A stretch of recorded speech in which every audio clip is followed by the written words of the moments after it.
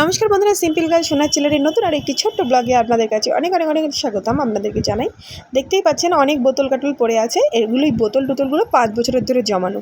মানে আমার মেয়ে এতদিন ধরে, মানে 5 বছর বয়স হলো আমার মেয়ের। এই মে মাসে 5 বছর পূর্ণ হলো। এত বছর ধরে আমি এই জিনিসপত্রগুলো গুছিয়ে রেখেছিলাম। জিনিসপত্র বলতে এই ওষুধের বোতল, পাউডারের বোতল, ডেটলের বোতল। মানে ও 5 বছর ধরে যত ডেটল, যত পাউডার, যত ওষুধ খেয়েছে সবটা আমি এক জায়গায় জমিয়ে রেখেছিলাম। আজ 5 বছর পর আমি একেবারে বিক্রি করলাম, সাথে প্রচুর টাকাও পেলাম। কিন্তু এগুলো রেখে দিয়েছিলাম, দেখছিলাম যে কতটা হয় সেটা দেখার জন্য আমি একটা কোণায় একটা জায়গায় বস্তায় করে রেখে দিয়েছিলাম। তার সাথে আরও 6 বছর ধরে একটা জিনিস জমিয়েছি আমার মেয়ে গর্ভে আসার আগে থেকে, আর এই 5 বছর পর্যন্ত দুটোই একসাথে বিক্রি করে দেবো। এই যে চুল, অনেকটা টাকাই হবে এই চুল বিক্রি করে, কিন্তু না, চুল বিক্রি করে আমি কোনো দিন টাকা নেইনি আর নেবও না। দেখা যাক কোনো জিনিস নেই কিনা, কারণ এতটা চুল বাড়িতে রেখে নষ্ট করে লাভ নেই। তাহলে বলবেন আমার এই 6 বছরের সম্পত্তি কেমন লাগলো।